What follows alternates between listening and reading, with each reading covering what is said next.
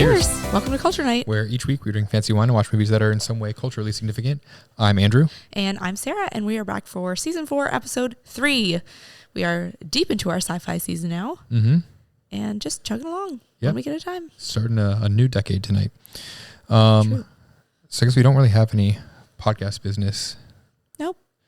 So we'll hop into the wine. Keeping things easy breezy this season. Yeah. Let's hop into the wine then. What are we drinking tonight? Tonight we are drinking the Tobin James GSM from 2018.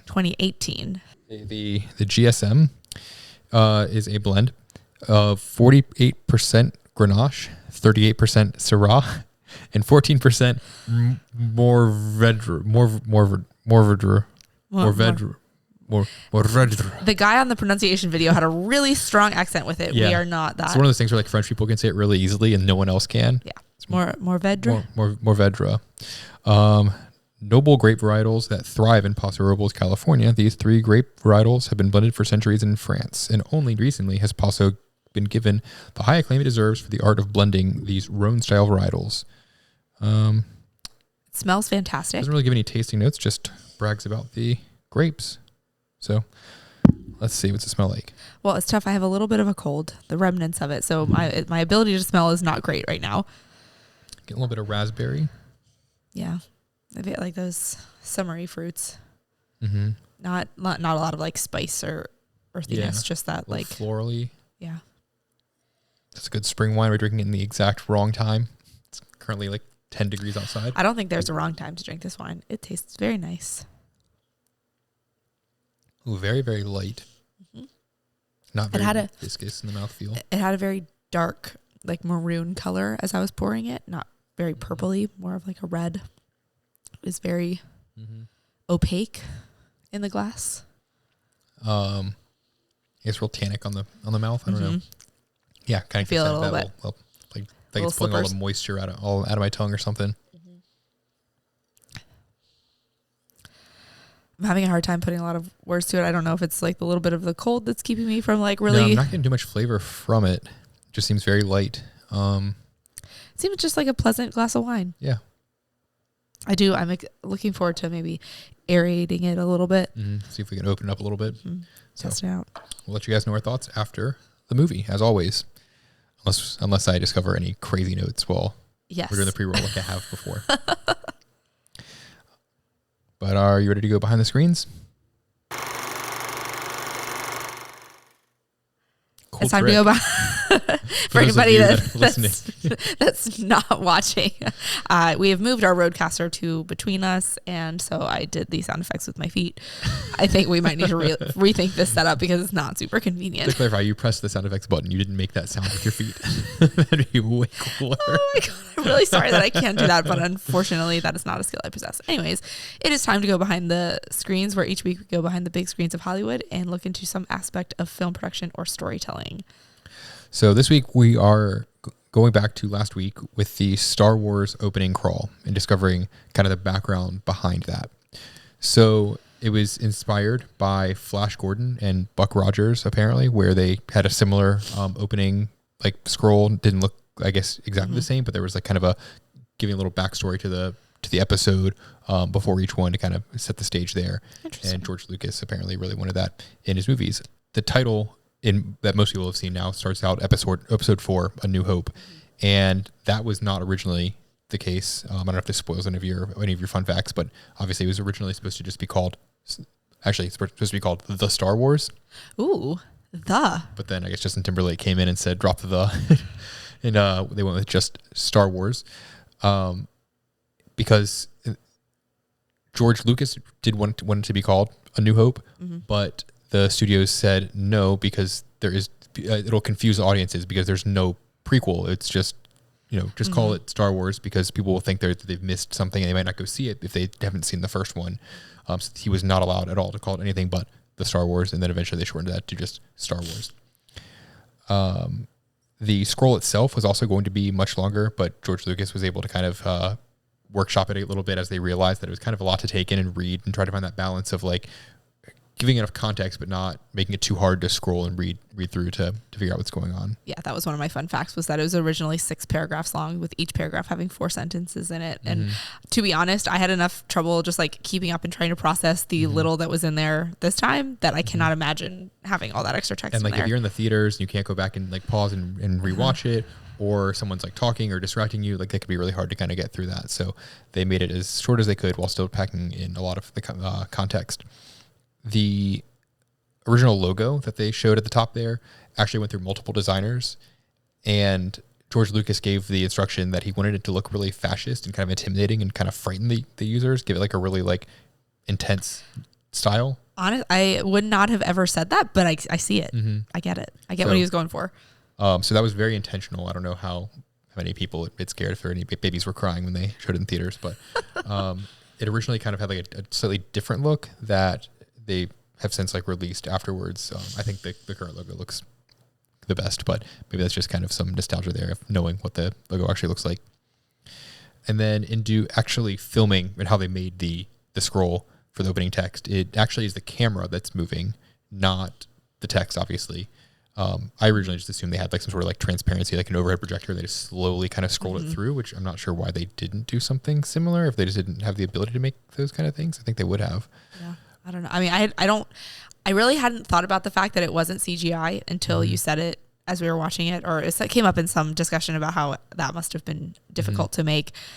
And I was like, oh, that's right. It wasn't just let me just put this into this like software and it just makes this happen. Yeah. Now anyone, can do it in any sort of video effects. It's one of like a common like plugin, I guess, or effect you can have for things. People even have been able to do that in PowerPoint, apparently. So it's obviously become iconic and a lot easier to do nowadays. Yeah, they printed it out, and it was apparently like the text was 6 feet long, however much that was. That's how long the printout was, and then they had to very slowly and strategically move the camera down. And that just like blows my mind from all I know about editing videos, which is like really not that much in the grand scheme of things. Just how they figured that out is amazing to me. It still feels like they could have done it easier by like having like text on some sort of transparent material and pull that through to kind of give the same look. And then you could have the model with the camera sitting there. But regardless, that's how they filmed it. But you have to be able to change the perspective too. Well, no, I don't know. But they did have a lot of issues and took them a long time to actually film this because they had issues with focusing and keeping the right line of text, I guess, in focus as they were doing it. And they had issues with blemishes and whatnot. Apparently it took a really long time. I don't know if that's on the order of like days or hours or whatnot. Yeah, I would love a timestamp on that. But then something I didn't think about is that they then had to do that in multiple languages too. So it's like you finally get it just right. And like, okay, cool. Now we got to do it in French and Spanish. Well, I would hope the subsequent languages would go much quicker once you kind of had it figured out. But yeah, hopefully. It might have just taken several like takes to get it to go through and then look at the footage and say, okay, does it look correct? Oh no, crap. It's, slightly out of focus here. Doing that. And then obviously nowadays, all the more recent ones, especially the prequels, were done using CGI. And with the remastered versions, they have redone it in CGI. So it's a lot easier nowadays. That's for sure. Still kind of like disappointed that they redid it. I don't know how bad it would have looked to just remaster it. I mean, I'm not surprised given all them remastering we talked about last week. But yeah, so kind of frustrating. They kind of went a little overboard in my mind. Of it wasn't just remastering; it was like remaking in a lot of ways. But anyways, that's the opening scroll for Star Wars. And so now I guess it's time to jump into our slept on it since we're already kind of back into the Star Wars frame of mind. So we will go back. And does your rating change after sleeping on it? You rated it a 9 and I rated it a 7.5. I don't think so. I think a 9 is fair. Of the later three, or not the later three, the original 3 movies, I should say, it's probably my favorite of them. I know a lot of people are really staunch on like whether they like episode 6 or 7 more, but I just really enjoyed this one, the setting the stage and the more of the mystery and getting to know the characters at least. So I think a 9 seems fair. Yeah, I mean, I kind of feel like I should bump mine up a little bit just thinking more about how global and like entrenched in society these movies are. There's already been a couple times this week where you've seen something referencing it and all these years later, it's just wild to me. Obviously, they're still pumping out new content, so it's really not that surprising, but it just, it never goes away.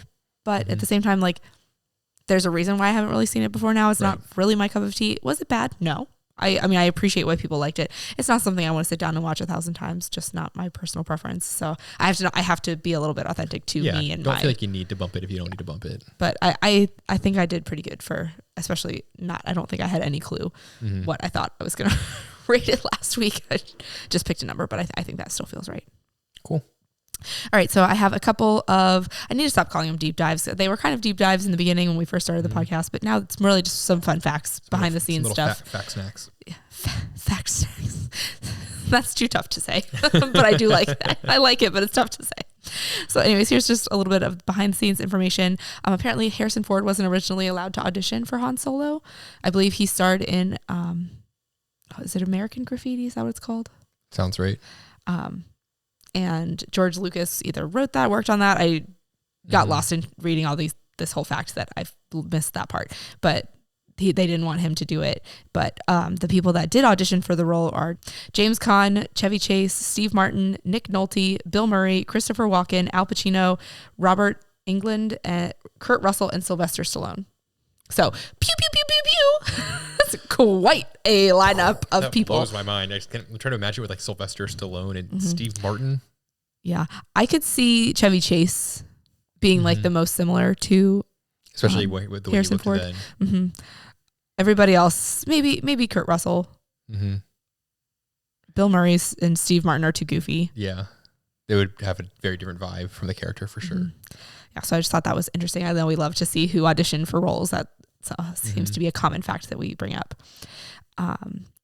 And my next fun fact is that George Lucas started his own visual effects company because 20th Century Fox was who was making the movie, and they had like disbanded their production company shortly before this. And obviously this is a movie that needs all kind of visual effects. So he started his own company called Industrial Light and Magic, also known as ILM. And that company went on to do Star Wars, Indiana Jones, Back to the Future, Star Trek, Jurassic Park, Mission Impossible, and many more. So probably worked out pretty well for them. Must have made a couple bucks. Just a little bit. Little side gig, side hustle. Yeah, but I thought that was interesting that like he signed with a company that didn't actually sleep. Like, my God. Definitely not. Like the company that didn't even have a visual effects department. Mm-hmm.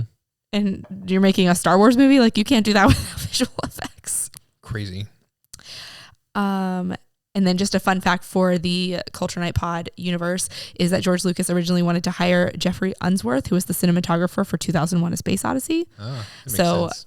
Which I think makes a lot of sense, but I think things didn't really work out. Mm-hmm. But he clearly used a lot of the same like style and vision, especially for the spaceships flying through space and all that look. Yeah, but I thought it was interesting that he was like trying to get him because he was really going for that similar look, and there was already so much crossover that like how much more would they have looked similar if he had been able to bring him on. And then my last fact is that most of the cast thought the movie was a joke. I think we might have mentioned it last week. We definitely talked about it while you and I were watching it. And apparently Harrison Ford would make lots of jokes off camera. And Carrie Fisher and Mark Hamill like snuck into the theaters so they could hear what people were saying. And like people were like laughing and they were like, oh my gosh, this is gonna be such a flop. And they were, it was just this whole like thing. Yeah, I mean, it definitely, the way they act it too, a lot of it seems somewhat unserious and have some like funny like moments, but I think that's what really endeared it to a lot of people was that it didn't try to be too serious. It didn't acknowledge that it was kind of goofy and there were some little like fun side stories and whatnot. I think they went a little bit overboard on like episode 1 when they made the prequels on that line, but I think it made it a lot more approachable for a lot of people, and that led to why it was so successful.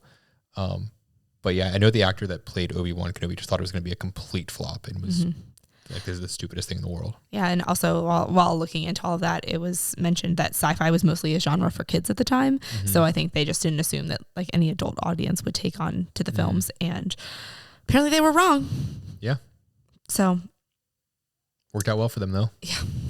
This whole I just like when you really stop and step back and think about how big this franchise is, it's just mind blowing. Yeah. And I wonder if like George Lucas ever just was like, look what all I created by this one story. Yeah. And probably times when they're probably like scrapping to meet the budget, whatnot. And nowadays it's probably just endless budget for any of the, in the movies, the spin-offs, all the episodes, just because they know it just prints money at this point. You get money and you get money and you get money. They probably have no issue finding like production companies that want to work on the special effects too. Definitely. All right, so I guess now it's time to jump into tonight. The visual effects. I need to correct myself now that we know the special effects are different. Yeah, you got to know your own facts. Get it together. All right. So it's time to jump into tonight. What are we watching? So tonight we are watching E.T. from 1982. It is rated PG. And I think from what I remember of the movie, spoiler alert, I have seen it before. I think that probably fits because, we get closer and closer to nowadays. I think it's probably an accurate rating for it. So let's hop into our time machine back to 1982. Where the top 3 movies released that year were E.T., the Extra-Terrestrial, surprise, surprise, grossing $321 million, crushing number 2, which is Rocky 3, that grossed only $125 million, so less than 200,000 more. Million, 200 million more. And then number 3, On Golden Pond, which grossed $117 million. I have seen all 3 of those. I've never heard of On Golden Pond. It was heavily quoted in my family. We watched it one summer, and I would love to watch that for this podcast someday. Okay. Very endearing movie to me. And the top 3 songs released that year were Physical by Olivia Newton-John, Eye of the Tiger by Survivor, and I Love Rock and Roll by Joan Jett and the Blackhearts. I can safely say I can think of all of those songs off the top of my head. Yep, great songs. We're moving out of the decades that we're not as familiar with and into ones that are a little bit more. Territory. Yeah. So that being said, have you seen E.T. before? That's the real question. Have I seen? Of course you've seen it. Have I seen it? I actually have. It has been a very long time. I forget a lot of the details. I remember most of the overarching plot. I think the last time I saw it was probably like 2007, around then. I went back and watched a bunch of classic movies around then. I believe this was one of them. I remember bits and pieces, but not another the glue that kind of pieces those together. I know Drew Barrymore's in it, and aliens. You remember more than I did then. There's an alien, E.T. phone home, kid on the bike with the red jacket, hides in the closet. Yep. Yeah. Scientist or something. Yeah. So I'm excited. I am excited to see it again because I know it has been a while and I don't remember a lot of the details. And I feel like E.T. phone home used to be quoted a lot more, and I wonder if it's quoted less now just because people don't really phone home anymore. They phone people. It's all like phoning cell phones and whatnot. That's probably not the case, or but I like because we're not kids anymore. I think. Or it's just farther from when E.T. came out. I was going to say, I think it's just farther from when it came out and it's just not as popular. That's sad. Well, we will watch it and we will see if it still stands the test of time. And we will check in with you after E.T. Yep. Let's go.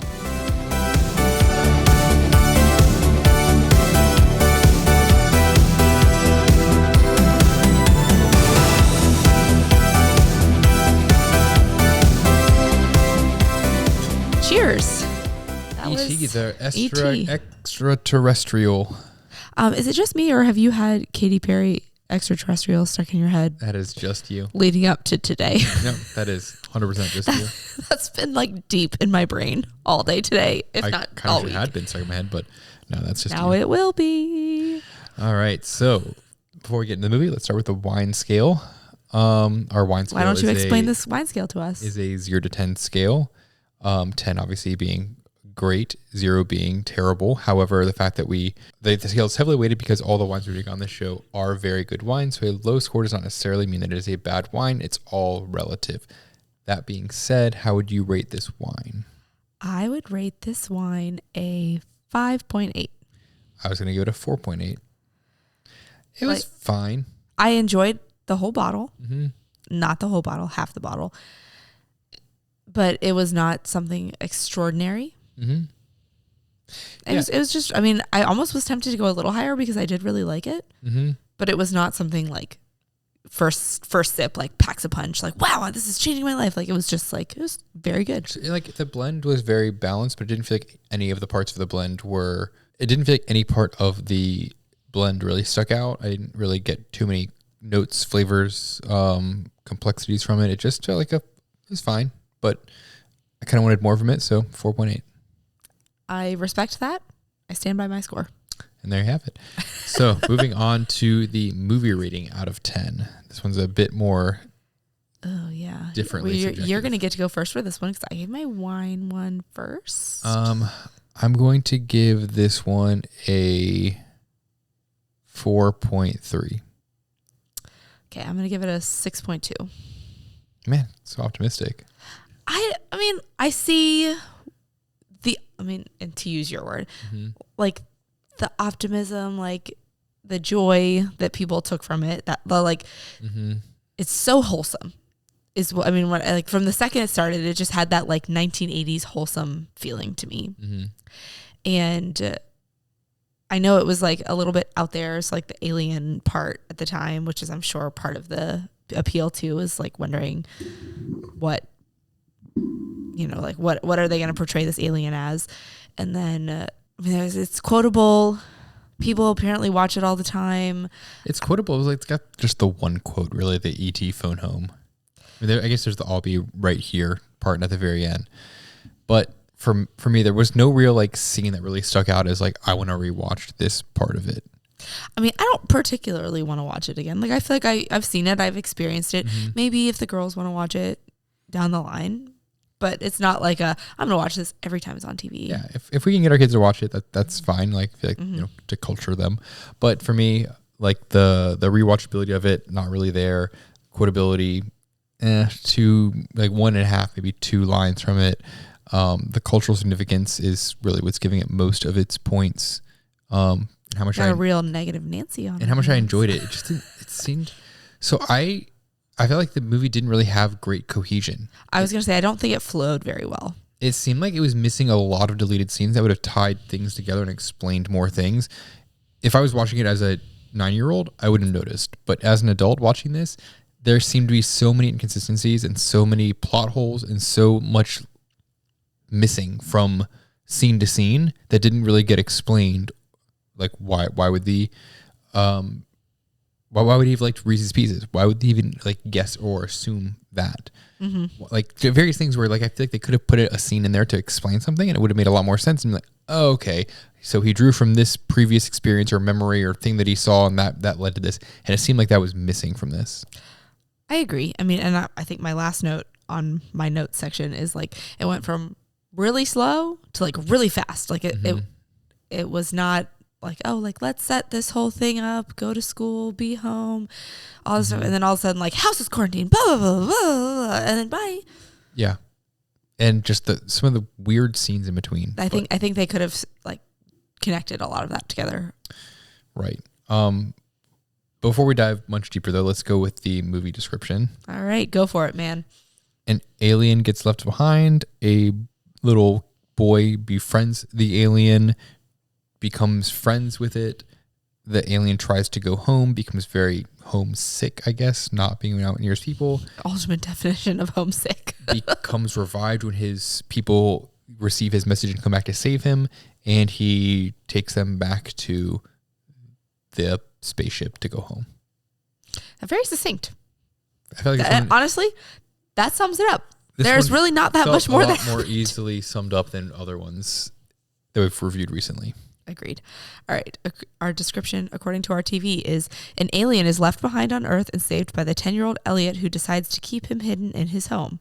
So far, you're tracking really well. While a task force hunts for the extraterrestrial, Elliot, his brother, and his little sister Gertie. How come his brother doesn't get named? Just brother.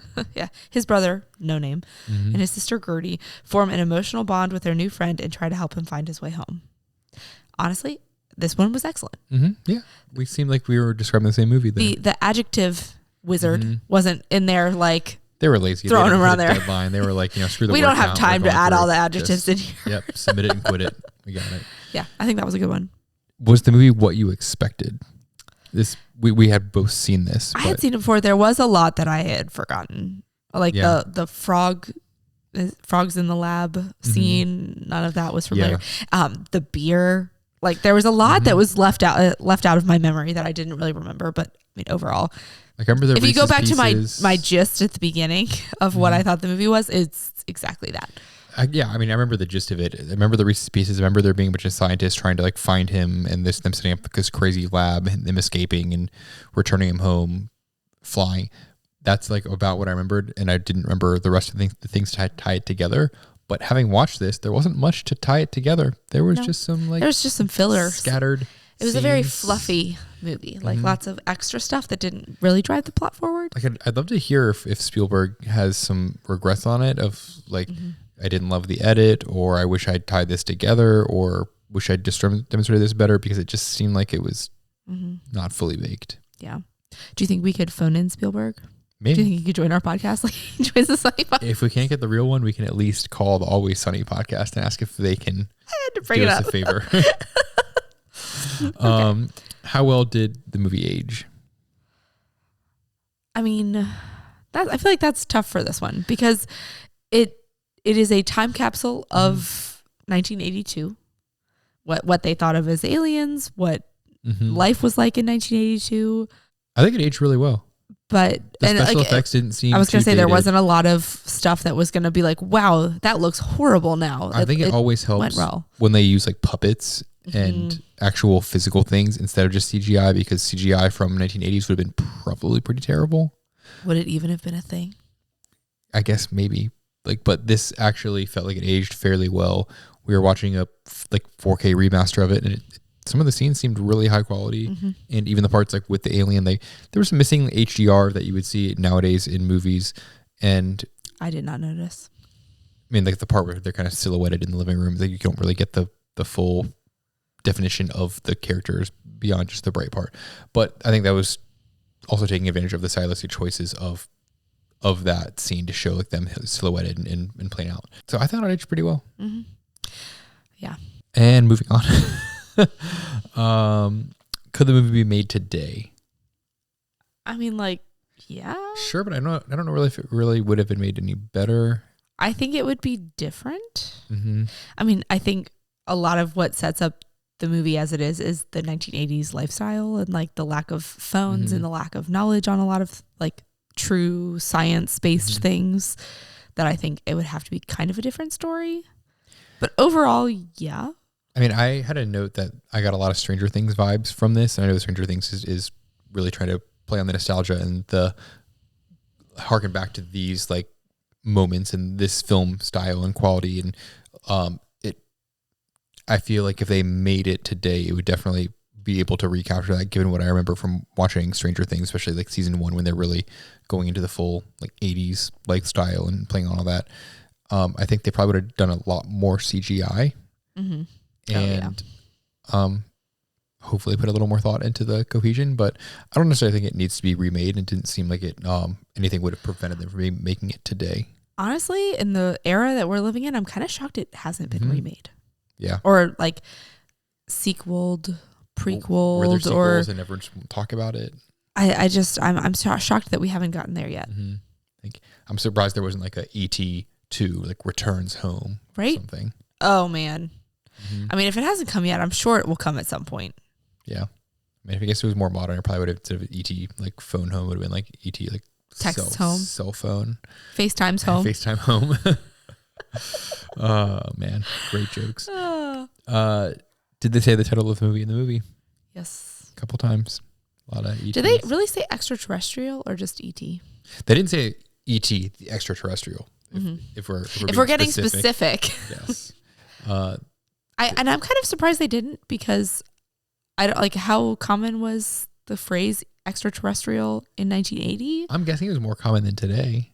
I guess that's true. This was deep in the space race era, you know? Yeah. There's some still like alien hopes out there. Nowadays, everyone's like, well, probably not. I don't think they're that alien-y as we used to depict them. Yeah. And were there any actors that went on to do bigger things? Little girl named Drew Barrymore. Yeah. Little known actress at the time. Probably still even well known then. She's so cute. Can we just talk about how cute she is in this movie? Oh my God. I just want to give her a hug. One of her better roles of things that I've seen her in. And then also, you look at the actor's name, C. Thomas Howell, who went on to play Ponyboy in The Outsiders, and probably not much else beyond that, but those were really the only two actresses that I knew of. I think a couple of them might have gone on to do other more niche things or things that we haven't necessarily seen or watched, but those are the main ones that I know of. What impact do you think the movie had on pop culture? I mean, I think it is quoted and referenced and parodied in a lot of things. Not quite as much as the level of Star Wars, but it's definitely, and probably it's tapering off. I think it probably reached its peak in like early 2000s. But the logo, was it not Touchstone? Some film studio had the ET logo of him on a bike flying over with the moon in the background. I can't put my finger on which studio or movie. Note to future me to look that up for next week. Yeah, but that's Stay tuned. Like we see, like I know what you're talking about. Where it's like, shows them flying through.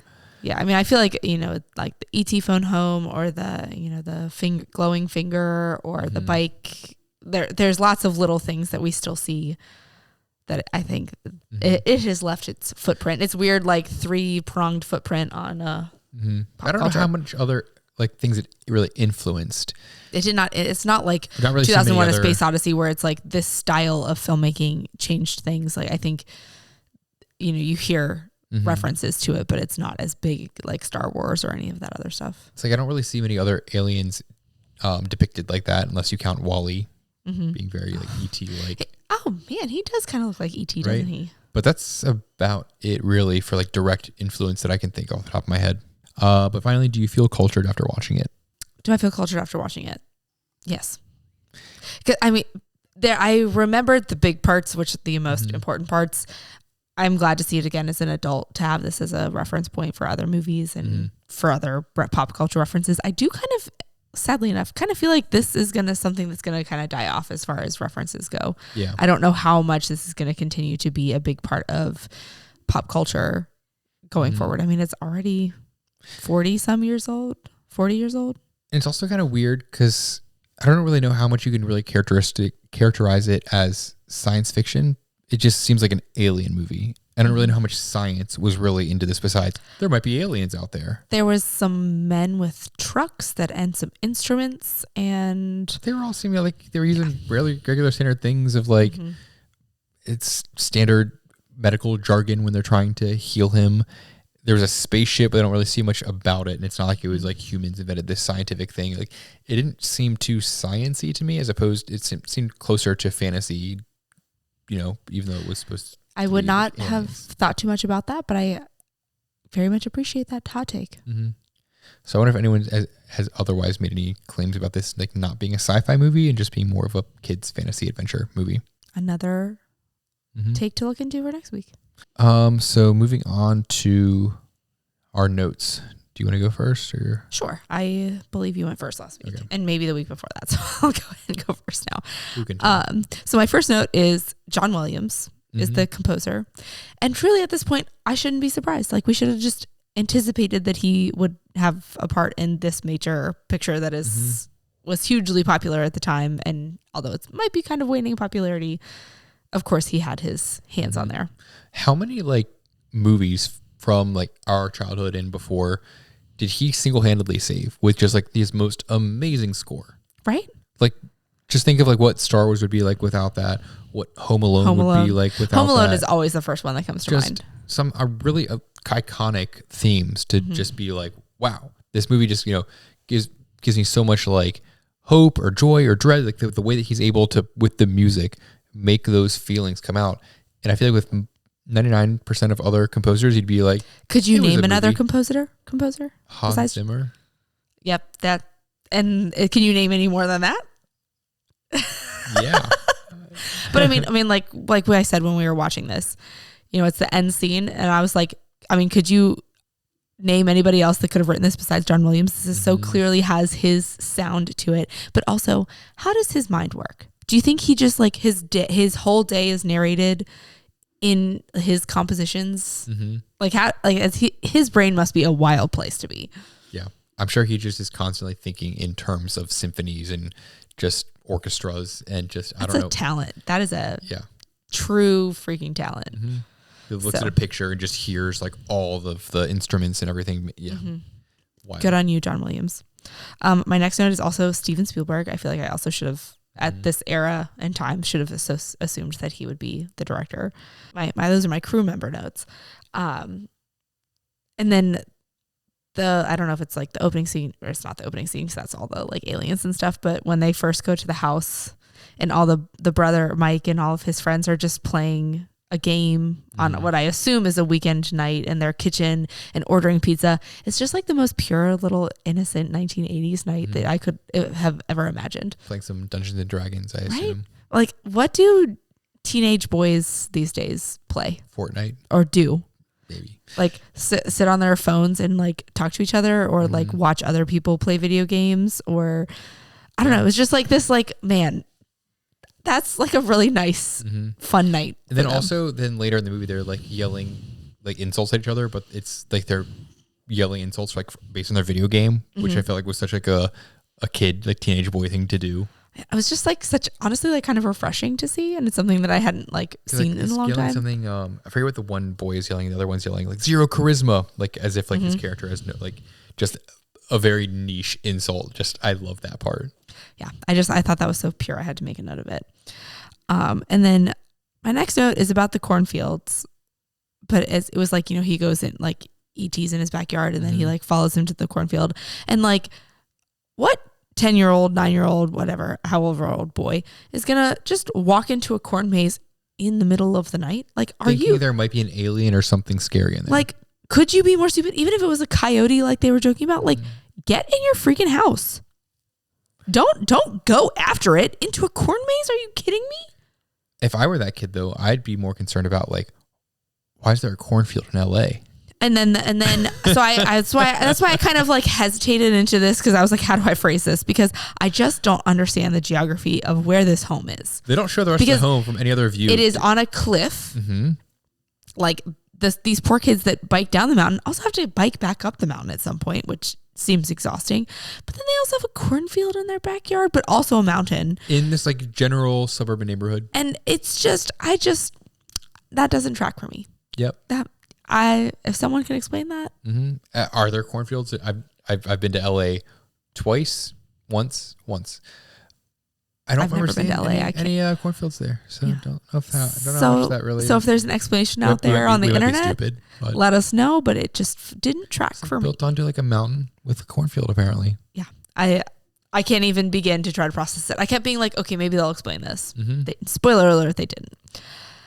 Okay, my next note is, ding, we have yet another Culture Night crossover reference. We had many Star Wars references, not all of them necessarily to the one Yoda costume that we specifically watched, but who did Han Solo kill? Was it Greedo? Yes. And Boba Fett. So a couple of Star Wars, but it would very much track that in 1982, Star Wars was like really on big. Everyone's mind. Still the original trilogy was still coming out in that era. That I'm not surprised, but it did catch me off guard. I was totally just like, oh, we're watching this movie and not expecting to see it, and there it was. So another crossover reference for us. And then the windows and doors in this home are not necessarily windows. The doors, like the slatted windows on the closets, on the doors. There's no privacy in this home. Right. You have no freedom. You are just a teenage boy. Yeah. Yeah. Yep. He's gonna want some privacy. And like apparently Elliot and Gertie share like a closet with slatted. Like you would have to be on edge at all times. Yeah. Also, like sound travels so much throughout that house, and they were not being subtle. They're hiding up there, and yeah. No way the mom doesn't know. Right. As a mom, you know what's going on. Not all the time, but like you know something's up, and she was not suspecting anything. Although I didn't make a note of this, but I did very much identify with the mom when Gertie's like, I want you to meet somebody. He's right here. And she's so busy unpacking things. And she's like, yeah, sure. Okay. Been there, done that. Lived that life. I get it. Kids like are annoying, say stupid things. You have to ignore a lot of it. I also get that they were like going through a separation, relatively recent, whatever. She also seemed like she was a terrible mother. She was not very physically present. I know we live in an era where it's like hard to be mentally present sometimes, but she was in her home. She just left Gertie by herself to go pick Elliot up at school. Just was like, hey, you stay here, 5-year-old. I'm going to go like leave you for a while. And was like vaguely like, be home 1 hour after sunset. Who knows what time that is? And like the boys are, getting into trouble and, yelling and throwing insults around. And she just kind of laughs and is like, whatever. I'm like, you probably might want to like rein that in a little bit. And even like Elliot releases all the frogs at school.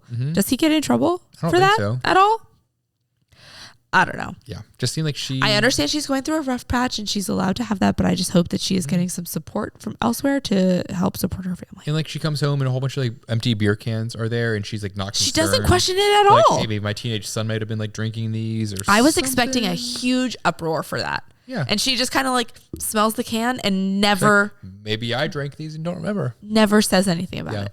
I was shocked. Just did not seem like she was totally on top of things. But on that note, segueing right into this one, my next note is sponsored by Coors. Right? Like Elliot has a Coors hat in his bedroom, which why does your 10-year-old son have a Coors hat in his room? I don't know. Seems pretty cool. I noticed that. And then like 2 scenes later, E.T.'s drinking all the Coors in the fridge. And I don't know. I guess there's some kind of endorsement there. What was surprising is I feel like this was a big product placement but that was the only product effort for Reese's Pieces. I remember, True. And I want to deep dive this for next week, was I thought Reese's Pieces was kind of like dying or not really like catching on. And originally it was supposed to be Skittles that he was hiding out, but then for some reason there was an agreement made for it to be Reese's Pieces instead, and that caused the candy to really take off and become like really popular with kids. But they never really even show it directly.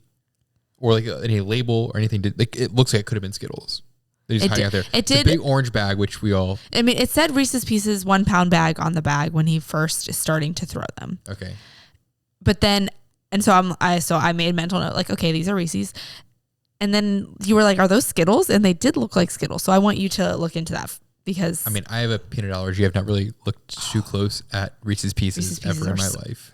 But I will take one for the team, and maybe next week I will get us some Reese's Pieces and Skittles, and you can have Skittles and I can have Reese's Pieces. Don't mix this up, please. And we'll see if there's any confusion on which is which. Seems like a very dangerous game, but go for it. Okay, sorry. Could be our last episode next week. No, I would never mix that up. Hey, you've lived with me this long, and I've never confused anything before. Mm-hmm. All right. I kind of already talked about this. The plot would go like really, really slow and then really, really fast. I just still can't get over how quickly the whole house was wrapped and they had this full science equipment set up. And I mean, maybe it was over a longer period of time, but they made it appear like it was a very quick turnover of time between when, but also like they hid E.T. from their mom. And it's like the second she finds out, then all of a sudden, like everybody's involved. And it seemed like I feel like there could have been a little bit more to connect all of that stuff together. It didn't take place over too much time because they showed the jack-o'-lantern early on in the beginning, and it was still like Halloween, like right when the main events really started happening, where he hid out overnight.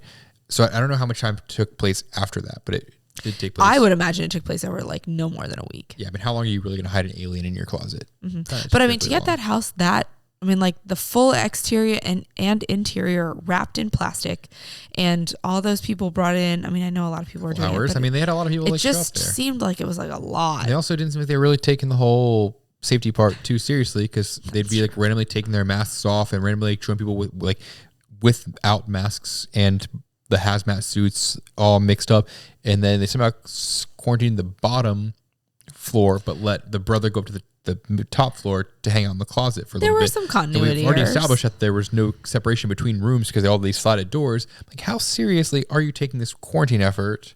There were some flaws. Yeah, I just don't think they really knew what they were doing.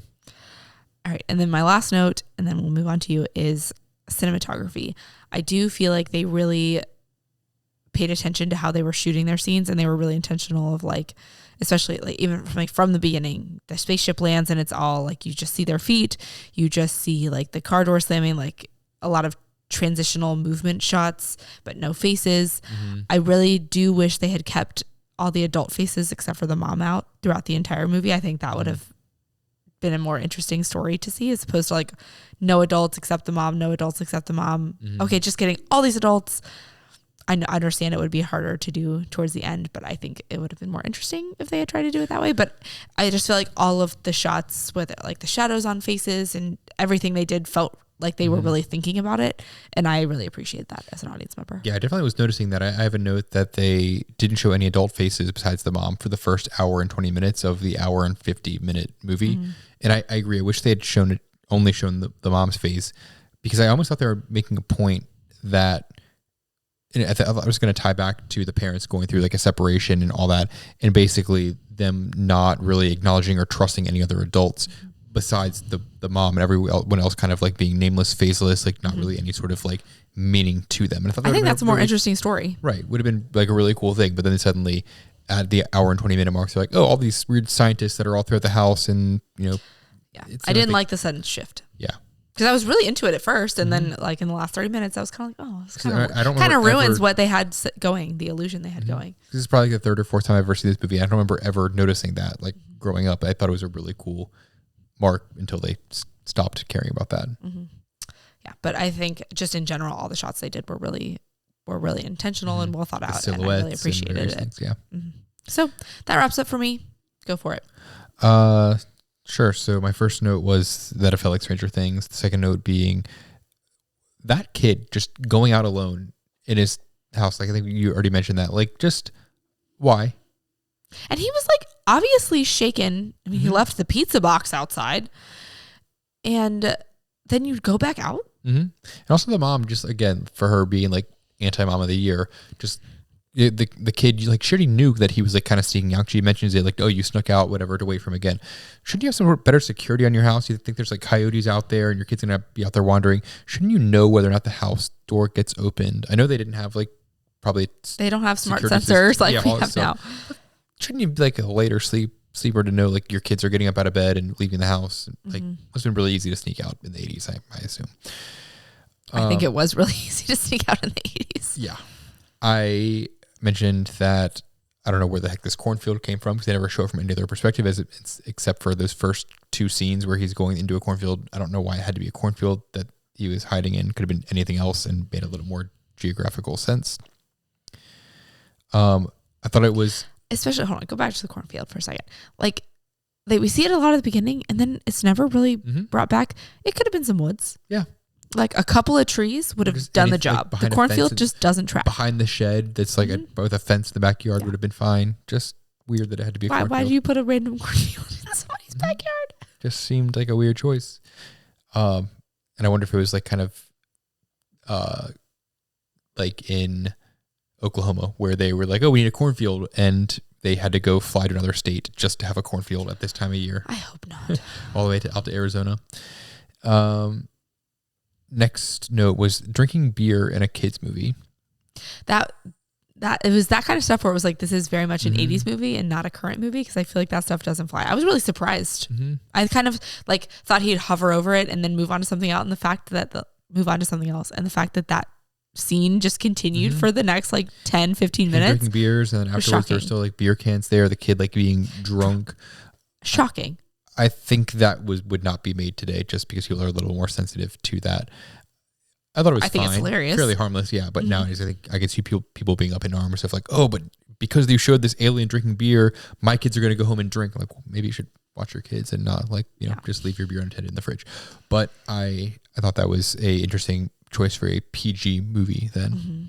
I mean, it is parental guidance, so it's not pure. You could not show it in elementary school classrooms, but nowadays that'd be R. What would be intense and way out of line for the kids though was the dissecting the frogs in like fourth grade. They're like, yeah, just drop some chloroform in there with these frogs, let them fall asleep. Not even dissecting already while they're alive. Dead frogs. The fact that they're alive and you have to watch them die.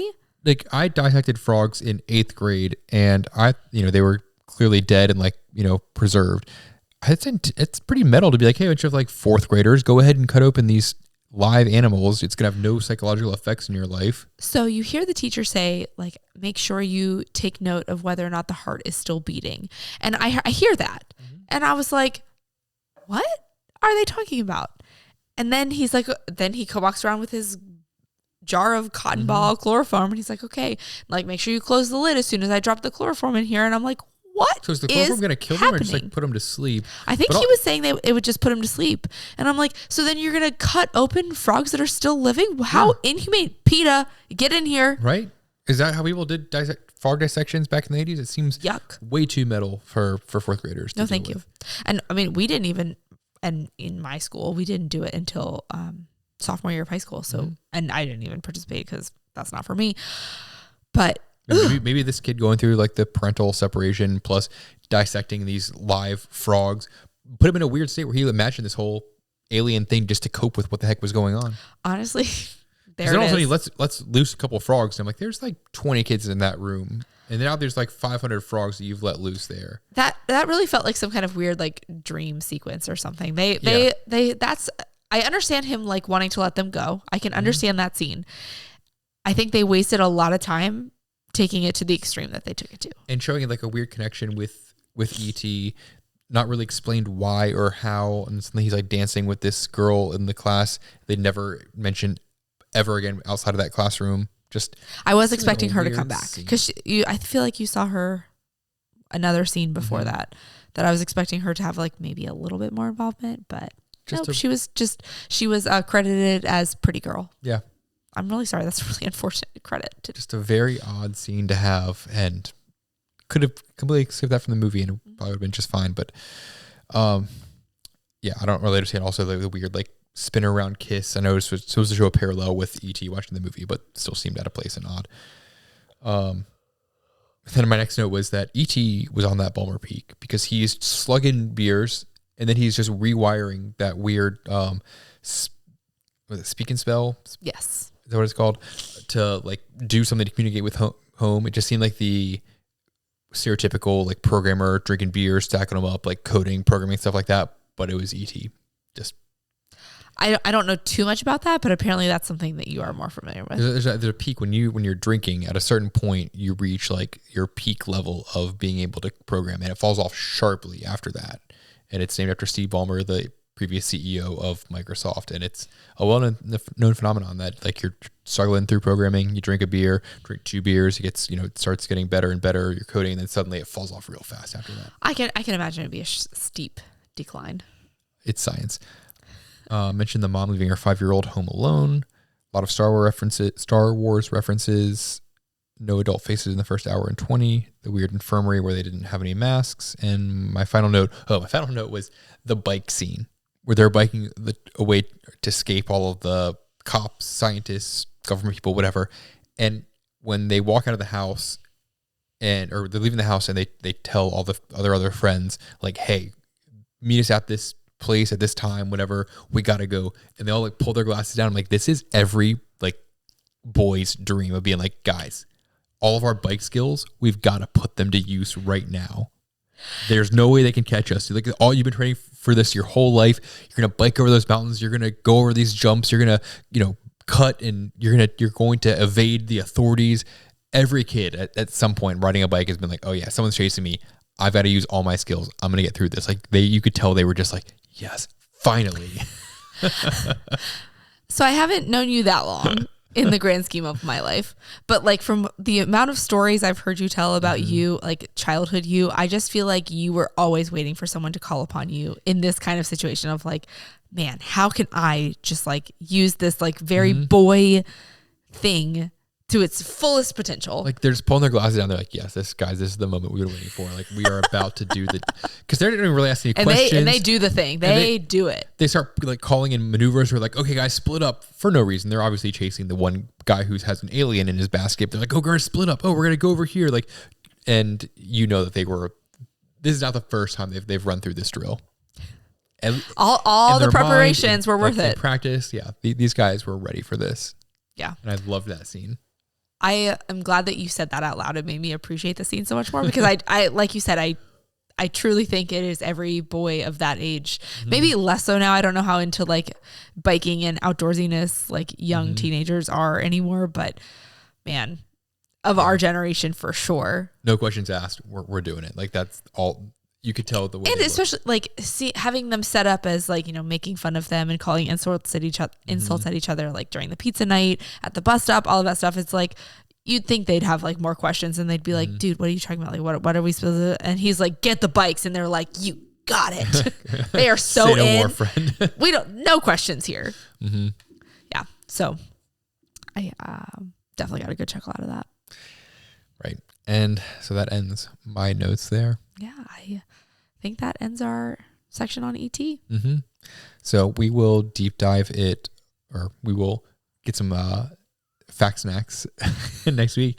You can keep trying to make it happen. I'm here for it. We'll dive into some of these things, and we will let you guys know our Sub-Donut score next week. So tune in next week to see all of our behind the scenes thoughts, deep dives, slept on it situations. If you want to give us any suggestions on other sci-fi movies, you can leave them in the comments on YouTube or on Instagram at Culture Night Pod. You can email us at culturenightpod@gmail.com.